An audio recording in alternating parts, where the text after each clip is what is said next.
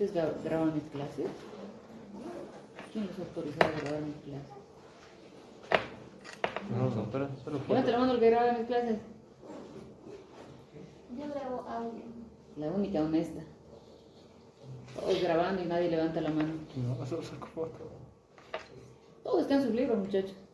¿O no? Sí, doctora. ¿No? Sí. Y ustedes lo único que tienen que hacer es leer. Porque ¿qué es lo que vamos a hacer en la teoría? Yo, ¿qué voy a hacer? Puntualizar en los aspectos más importantes. Dar el enfoque clínico a la materia. Pero ustedes ya han debido leer el capítulo. Y todo, o casi todo, está en sus libros. Bueno. Los simpáticos, vamos a hablar de los fármacos específicos, ¿ya? No, ¿la yo? Los alfa-2 tienen un efecto presináptico, ¿se acuerdan? ¿Sí? Si hablábamos de un fármaco beta, pues había liberación de noradrenalina. Si había un fármaco alfa-2, lo que va a inhibir es la descarga de catecolaminas y de acetilcolina. Es una regulación presináptica. Esto nos puede dar lugar a algún error en la apreciación del efecto de los fármacos o efecto paradojal. Este es un efecto paradojal, porque es parte del simpático, pero lo que hace es inhibir la liberación de catecolaminas, y no solo de catecolaminas, sino de acetilcolina. ¿Ya? Entonces, cuando no logren entender, vean a qué nivel se produce el efecto. Es parte del sistema simpático, pero lo que va a hacer es que inhibir la descarga de catecolaminas. ¿Sí?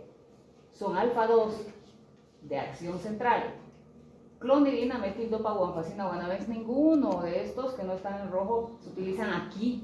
Metildopa, sí se utiliza. Clonidina lo utilizamos para ver la retroalimentación de la liberación, se llaman pruebas dinámicas de la liberación de GH en los niños con déficit de crecimiento, y valoramos si va a responder a la administración de hormona de crecimiento. Para eso lo utilizamos, pero no como un fármaco útil en alguna patología. Sí, metildopa, aunque este también tiene un efecto similar. ¿Qué es lo que va a hacer metildopa a nivel central? Porque no es selectivo periférico.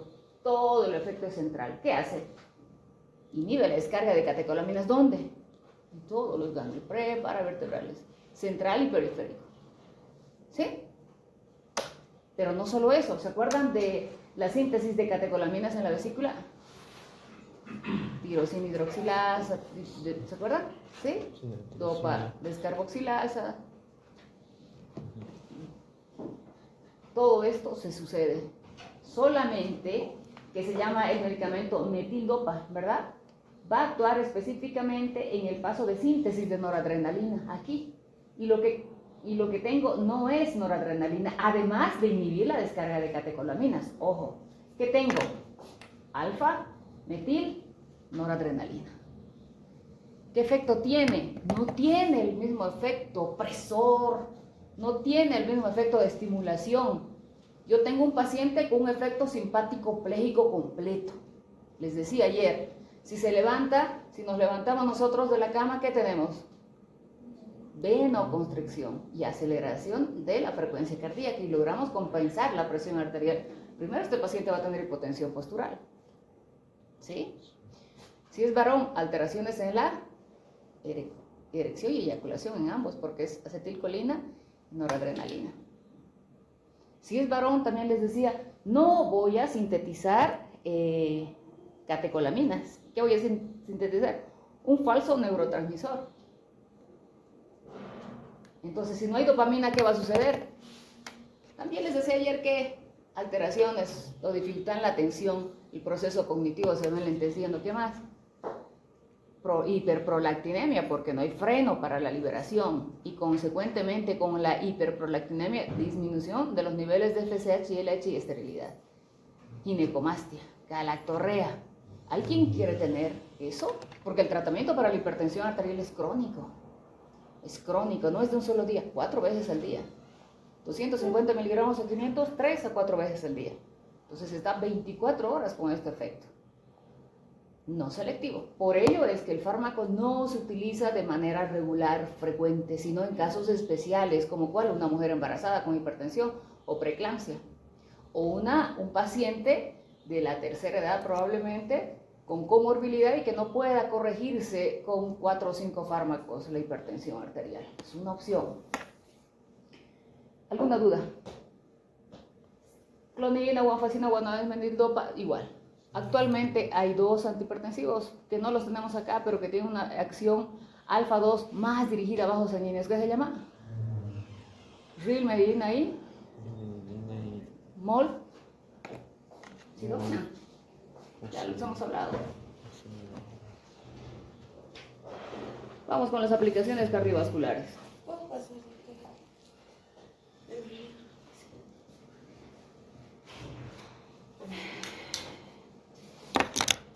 El tratamiento de la hipotensión, cualquier hipotensión, cualquiera, lesión de médula ósea, ¿sí?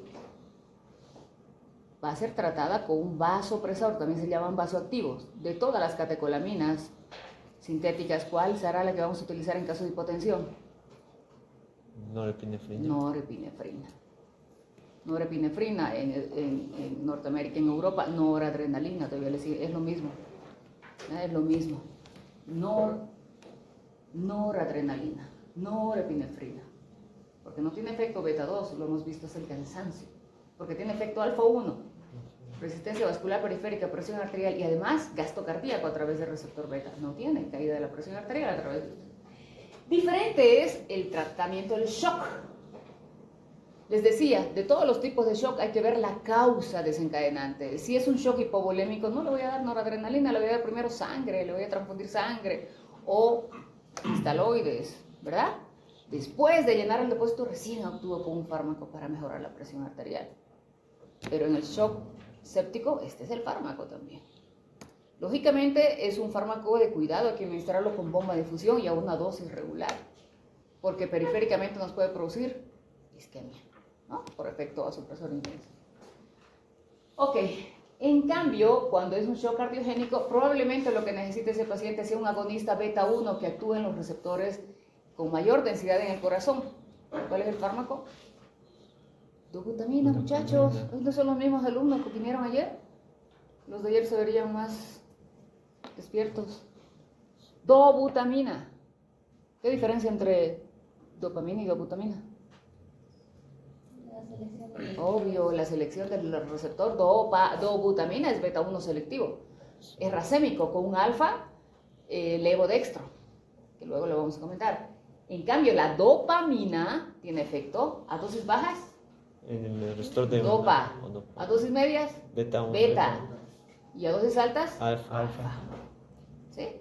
Entonces yo para este shock cardiogénico voy a utilizar dosis beta, ¿no? Sin embargo, como no es selectivo, puede producirme ¿qué? Taquicardia. Más. Bueno.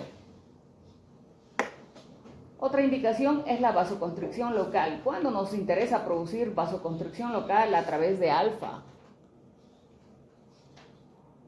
¿Cuándo? Para disminuir el sangrado. Para disminuir el sangrado.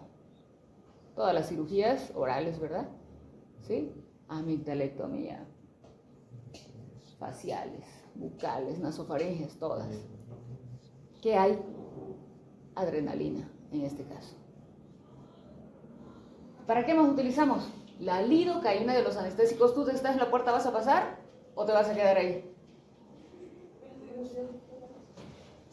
Muchachos, yo pierdo la atención muy rápido. Si están ahí, cuando sacan fotos, estoy pensando en tu cámara, qué foto estás sacando, por qué, mi cerebro empieza a pensar. Entonces, por eso quiero que estén nomás. Cuando administro lidocaína, que bloquea los canales de sodio y no hay transmisión del dolor, va asociado en algunos casos con adrenalina. ¿Para qué? Vasoconstricción. A través de esa vasoconstricción, dos cosas. Uno, disminuye la difusión de los anestésicos y con ello hay mayor tiempo de duración. ¿Sí? Bien. ¿Pero qué? ¿Puedo suturar un pabellón auricular, la nariz con un anestésico con lidocaína y adrenalina? ¿O las manos, los dedos de las manos y los pies? Circulaciones terminales, Va a no. dar necrosis. Porque puede producir algo de isquemia, ¿verdad? También hay vasoconstrictores locales que van a disminuir la congestión de la mucosa nasal. Ustedes se toman antigripales. ¿Qué tiene el antigripal? Un enantiómero de las 4 que tiene efedrina, pseudoefedrina, ¿sí? Y también podemos administrar gotitas. ¿Cuáles? Oximetazolina y silometazolina. Sin embargo, ese efecto vasoconstrictor se relaciona con ¿qué? Un periodo como de isquemia. Y como somos organismos homeostáticos per se, ¿qué hacemos? Más vasodilatación compensatoria. Sobre todo en las gotitas locales de silometazolina. ¿Y qué hay? Más congestión. Muy bien.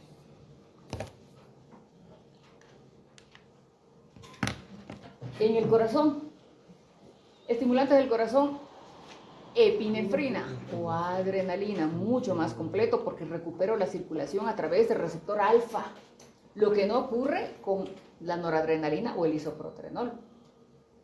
El isoproterenol estimula el corazón de manera completa, pero me baja la presión arterial. Entonces el fármaco es adrenalina o epinefrina, paro cardíaco. ¿En qué más? Anafilaxia. ¿Sí? Anafilaxia. En la insuficiencia cardíaca congestiva crónica reagudizada o una aguda, dobutamina. Sin embargo, como tiene una racémica de dextrolevo alfa, uno es agonista y otro es antagonista. Ese efecto alfa es que produce aumento de la mortalidad. Entonces hay que usar los días que se necesiten dobutamina. Además, dobutamina se utiliza para los pacientes en los que sospechas angina. ¿Qué haces? Una prueba de estrés, pero ya no en la banda sin fin, sino como administras dobutamina y ves con un ecocardio, ¿no? Analizas y ves la respuesta del corazón, sin hacer ejercicio. Prueba de estrés se llama eso, con dobutamina. En la hipotensión ortostática, realmente pues no tenemos mucho fármaco nosotros acá, pero puede ser secundaria dos cosas. Uno, a fármacos como bloqueantes alfa o el uso sin medida de los diuréticos que van a disminuir el volumen circulante del gasto cardíaco, o imipramina, antidepresivos tricíclicos. Lo más frecuente que vemos nosotros de pacientes con hipotensión ortostática es por disfunción del sistema nervioso autónomo, patología secundaria en mayor frecuencia a la diabetes mellitus, ¿sí? Entonces el paciente con diabetes se levanta de la cama y tiene hipotensión. Come, puede tener disminución de la liberación de acetilcolina y gastroparesia con estreñimiento, o aumento de la liberación de acetilcolina con sudoración profusa al comer. Puede tener alteraciones en la eyección o en la eyaculación, ¿sí? Bueno. ¿Cuáles son los fármacos? Teóricamente el fármaco es midodrina, nosotros no tenemos en nuestro medio. Pues podríamos apelar a el enantiómero de la efedrina o también fenilefrina. Droxidopa es un sintético, es un profármaco que luego se va a convertir en noradrenalina. La ventaja de este es que se administra por vía oral. De las aplicaciones pulmonares, es diferente el asma y el EPOC. La noxa patológica es diferente, por tanto el tratamiento puede diferir de alguna manera. Cuando hablamos de asma hablamos de hiperreactividad bronquial, aumento de la actividad de células caliciformes, ¿verdad? ¿Sí? Inicialmente reversible, pero el remodelamiento bronquial a medida que se va estimulando y pasan los años puede dar lugar a una alteración en el músculo liso. El EPOC es la enfermedad pulmonar obstructiva crónica, secundaria, una causa subyacente, décadas del mismo proceso sin que exista reversibilidad. En el asma, primero voy a empezar con el asma, si es un asma grave y severo y el paciente no puede inhalar, ¿qué le tengo que dar?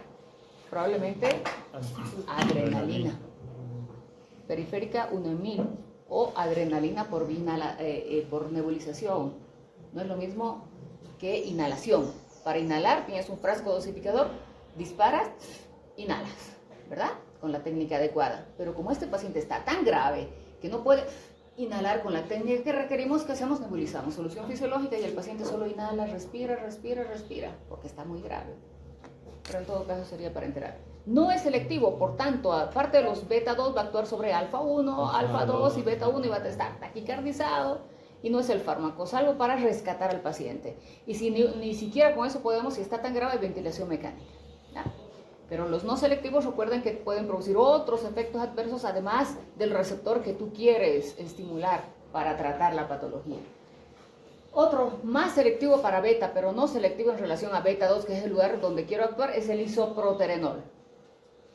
Y finalmente, los fármacos que vamos a utilizar siempre son los selectivos, beta 2. En su libro está como albuterol. Nosotros le decimos salbutamol. Es el mismo, es la misma estructura química. Salbutamol. Ese es el más indicado. ¿Lo administramos por qué vía? Nebulización, inhalación, ¿no? Ahí es racémico, levo y dextro. En algunos casos utilizamos solo el que se va a unir al receptor. ¿Cuál será? Levo salbutamol o levo albuterol, lo van a encontrar en sus libros. Ese es el más selectivo. ¿En qué difiere? La concentración parcial de oxígeno, mucho mejor. Volumen expiratorio máximo, mucho mejor en relación solo al salbutamol, ¿sí?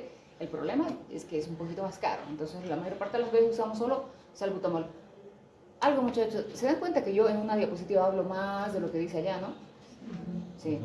Entonces, no esperen encontrar todo escrito, todo está acá. Todo lo que yo les voy diciendo, se los estoy diciendo ya. Y cuando les deje alguna diapositiva, o sea, solo va a decir lo que está ahí, que no es lo mismo. Pero doctora, no dicen sus diapositivas, pero te lo dije en la clase. Por si acaso, ¿no? Yo no acostumbro a escribir todo, no acostumbro a leer tampoco. Fenoterol era un fármaco también beta 2 selectivo, sin embargo, aumentaba la mortalidad. Actualmente no se utiliza más, salvo para un tratamiento de rescate, porque se puede administrar por vía parenteral. Y tenemos el no selectivo, terbutalina. A favor, la terbutalina hay igual que el salbutamol, en nebulización, pero viene en jarabe, ¿sí? En jarabe y comprimidos la terbutalina. Sin embargo, si utilizo un frasco dosificador e inhalo, va a llegar en mayor concentración, la ley de Fick, mayor concentración. El volumen de distribución y el lugar donde el sitio activo es cuántos metros cuadrados, impresionantemente alta, por tanto va a difundir más rápido, va a actuar más rápido. ¿Y qué te voy a tener? Un efecto más localizado. Si yo tomo comprimidos o tomo jarabe, ¿qué voy a tener? Voy a estimular los beta 2, ¿dónde? En el corazón. ¿Dónde más? A nivel periférico. Puedo tener temblor si es el paciente anciano muy sensible. Temblor va a haber porque estoy estimulando los beta 2 en músculo esquelético. Y si es un paciente polimedicado, por ejemplo, en uso de furosemida que produce hipopotasemia, ¿qué va a suceder con ese salbutamol o terbutalina por vía oral sistémico? ¿Qué va a suceder? Va a ingresar el potasio del interior, va a bajar más el potasio, ¿sí? Entonces empecemos a razonar entre lo que es un efecto local y lo que es un efecto sistémico, ¿sí? Donde se pueda, solo en el lugar donde tú quieres que actúe vas a utilizar, igual que los corticoides. Existen beta 2 selectivos de acción prolongada, sarmeterol y formoterol. ¿Cuánto tiempo dura de vida media o de tiempo de duración del salbutamol? 6 horas efectivas. Cuando yo agarro para rescatar a un paciente de un cuadro agudo, ahora está con broncoconstricción, cada media hora, cada hora, hasta que lice, hasta que produzca broncodilatación. Una vez que lo estabilizas, si yo voy a utilizar salbutamol, ¿será completo el efecto? Vamos a ver en el asma. Hay una etapa aguda inicial y una después de horas, tardía se le llama, pero no es tan tardía porque es después de horas. ¿Qué hay en la primera parte? Solo broncoconstricción. Y a la segunda, inflamación, leucotrienos, todo el efecto inflamatorio. Salbutamol solamente va a disminuir broncodilatación, además actúa sobre los leucotrienos y de alguna manera inhibe la descarga de histamina muy ligeramente, pero no tiene efecto antiinflamatorio. Necesito otro fármaco para poder, después de la etapa aguda, tratar a ese paciente y que no tenga broncoconstricción, porque el efecto inflamatorio va a mantener en broncoconstricción. Entonces, estos fármacos no se utilizan solos, se utilizan asociados a corticoides siempre. Si no, no es adecuado, solo se aumenta la mortalidad. Les decía que son de acción prolongada porque el tiempo de duración son 12 horas. Cuando yo utilizo salbutamol, lo utilizo cada 4 horas o cada 6 horas, imagínense, a las 8, a las 12, a las 4 y luego a las 8 y no lo voy a despertar a las 12, ¿verdad? No lo voy a despertar al paciente a las 12 de la noche. Entonces, si no está todavía controlado, no he usado un antiinflamatorio, ¿qué va a suceder? Se va a despertar en la noche con un cuadro de broncoconstricción. Entonces, para esa asma nocturna es el salmeterol, 8 de la mañana y 8 de la noche, 12 horas. Siempre asociado a corticoides, nunca solos. Bien. Los de acción ultra prolongada, indacaterol, olodaterol y bilanterol, tienen más indicación en el EPOC por su efecto duradero. Sin embargo, no se debe utilizar en el asma bronquial porque aumentan la mortalidad. ¿Y por qué lo utilizamos en el EPOC? Porque tiene un efecto cuando se lo utilizan asociados a corticoides. El efecto duradero va a ser más efectivo en ese paciente que no tiene solo una hiperreactividad bronquial, sino una noxa patológica o congénita o inducida por el hábito tabáquico, por la fibrosis, que sea. ¿Está claro? Sí. En la anafilaxia hay una descarga tipo IgE, reacción anafiláctica tipo 1, ¿no? Y es incontable la cantidad de histamina que se libera. Entonces no vas a tener como cuando te pica una abejita, una roncha, ¿no? Un dolor, no. Este paciente se va a hipotensar inmediatamente. Luego va a tener edema de brotes, ¿verdad? Y va a tener sibilancias. Entonces, ¿qué voy a hacer? ¿Qué le doy? Adrenalina. ¿Qué antagonismo estoy produciendo? ¿Qué antagonismo? ¿Qué antagonismo? ¿Qué? ¿Qué? Fisiológico. ¿Quién produjo el efecto? Toda esa afectación del paciente, histamina. ¿Qué receptor? H1. Si yo estoy induciendo un antagonismo farmacológico, ¿qué le diría? Un anti-H1, que es competitivo. Competitivo, ¿por qué? Porque le tiene que ganar a la concentración endógena. ¿Le puedo ganar un shock anafiláctico con un antihistamínico, así sea para entrar? Imposible. No. Entonces utilizo otro tipo de receptores, no esos que están ocupados con harta histamina. Voy a utilizar en la hipotensión H1, alfa 1, vasoconstricción. En la broncoconstricción, beta 2. Y en el edema de glotis, alfa 1. Y recupero al paciente. Sin embargo, ese paciente lo voy a recuperar por 15 a 30 minutos, no más. Entonces tengo que administrarle los otros fármacos. ¿Cuáles? ¿Cuáles? Si necesito glucocorticoides, el segundo, ¿sí? ¿Cuál actúa más rápido? Los antihistamínicos son antagonistas competitivos, van a actuar sobre H1A, entonces para poder siquiera competir y ganarle tengo que administrar un fármaco con biodisponibilidad del 100%, endovenosa. Voy a escoger un fármaco H1 de primera generación porque son los únicos que se administran por vía parenteral, clorfenegramina. Pero si me dices corticoides, sí, uno por la respuesta inflamatoria y dos que debo dejar de producir los anticuerpos mediados por IgE, ¿no? Pero ¿cuál es el mecanismo de activación o señalización de los corticoides? Igual ya los hemos visto en farmacocinética, ya está aprendido, ya debería estar acá. Ay, no estoy avanzando mucho, muchacha. Voy a avanzar más rápido. ¿Dónde actúa, pues? Corticoide. Glucocorticoide. ¿Qué es? Lipofílico. ¿Dónde encuentra su receptor intranuclear? ¿Qué requiere? Síntesis y transcripción genética. Una vez que se sintetice la proteína recién va a poder actuar y eso significa horas. Y el paciente no espera, en tanto, pero se lo administras inmediatamente. Pero el efecto que va a producir alivio o ayuda es el antihistamínico, de disponibilidad del 100%.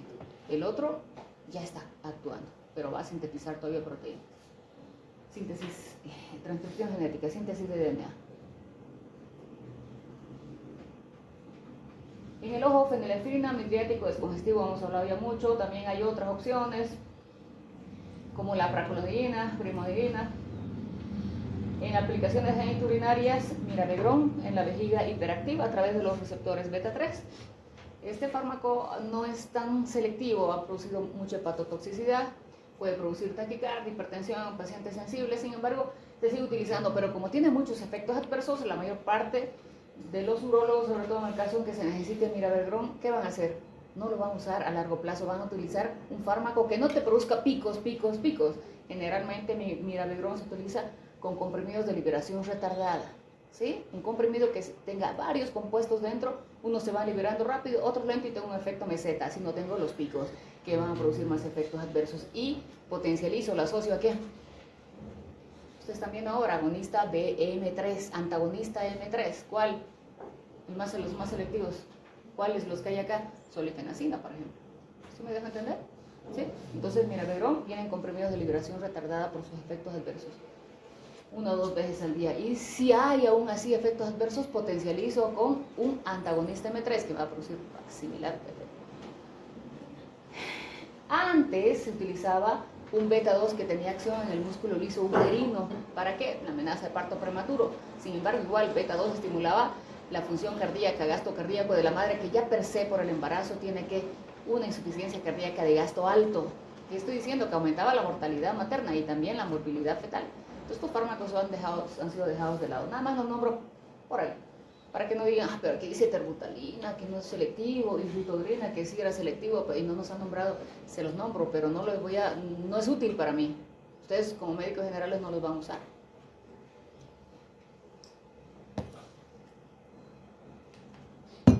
En el sistema nervioso central, anfetaminas, mejora la alerta, mejora el estado de ánimo, norexígeno. 2 fármacos, o 4 en realidad. 2 para la narcolepsia, modafinilo y IAR, modafinilo, y para el trastorno de hiperactividad con déficit de atención, metilfenidato como selectivo de primera elección, y la atomoxetina, adicional, accesorio de segunda intención, si quieren.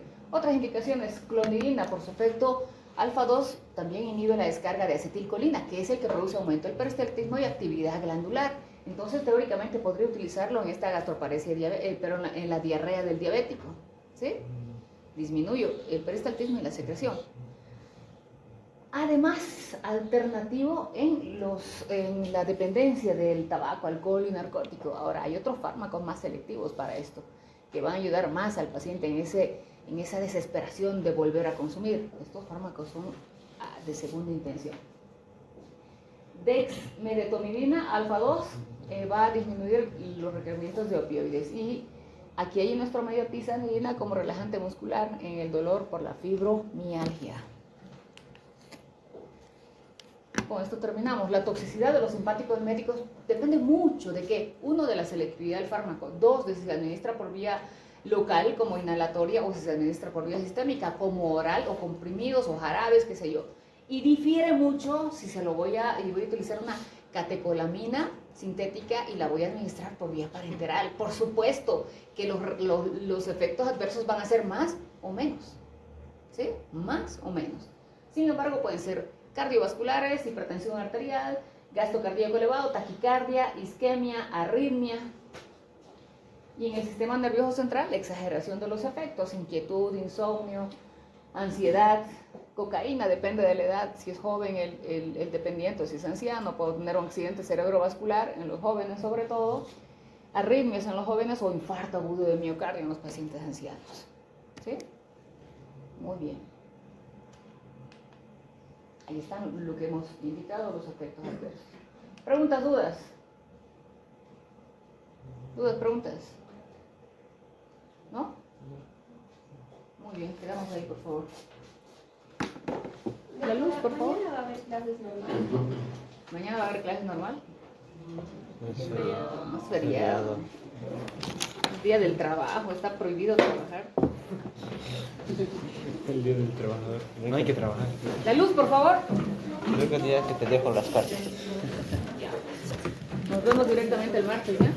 Ya, doctor. Está bien.